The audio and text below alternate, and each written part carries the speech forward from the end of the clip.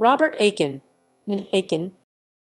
Robert Aiken was one of Robert Burns's closest friends and greatest admirers.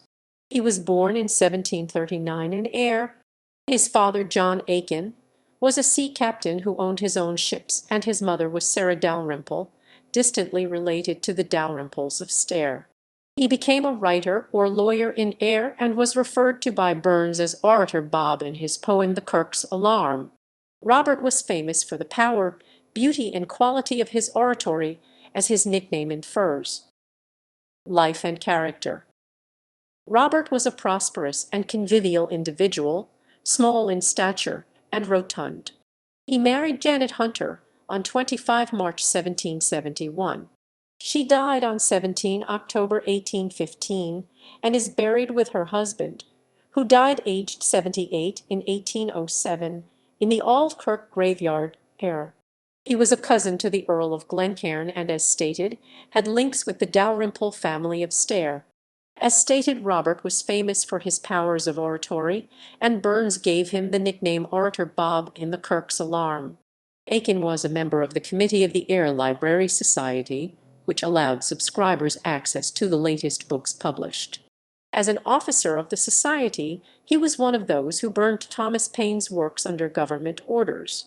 The Aiken family memorial at the Old Kirk in Ayr was renewed in 1919 by the Ayr Burns Club and restored by the Robert Burns World Federation in 1960 as recorded on the monument. The A.H. Aiken mentioned several times was his son Andrew Hunter Aiken. Association with Robert Burns. Epistle to a Young Friend. The Epistle to a Young Friend was written by Robert Burns for Andrew Hunter Aiken, Robert Aiken's eldest son. The poem inspired General Sam Houston, and he wrote to his son saying that I would commend to your particular attention a poem of Burns. It is his advice to a young friend, Andrew. I have found it one of the most salutary, as well as one of the safest guides I have met with in life.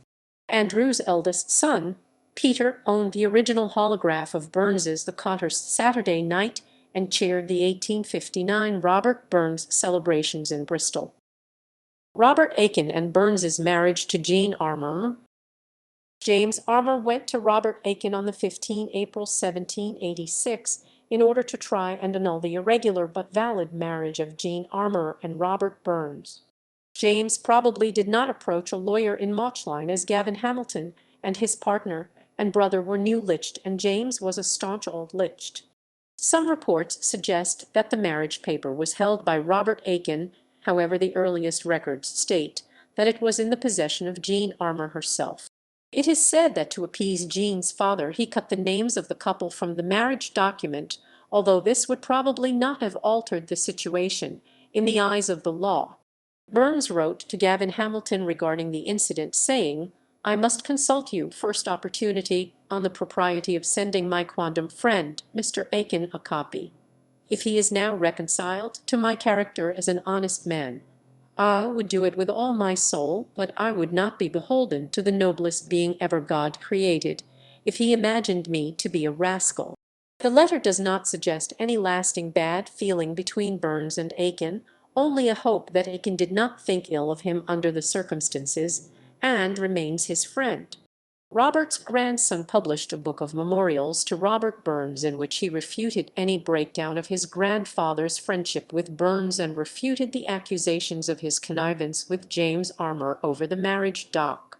In 1788 Robert and Jean were finally legally married. However, Burns was surprisingly reticent about it. Gavin Hamilton's eldest daughter Jacobina or Beanie recollected how even she only became aware of the marriage at breakfast one day when Burns and Robert Aiken were present, and upon apologizing to Robert Aiken for the lack of his usual boiled egg, Burns said if she cared to send over the way to Missy.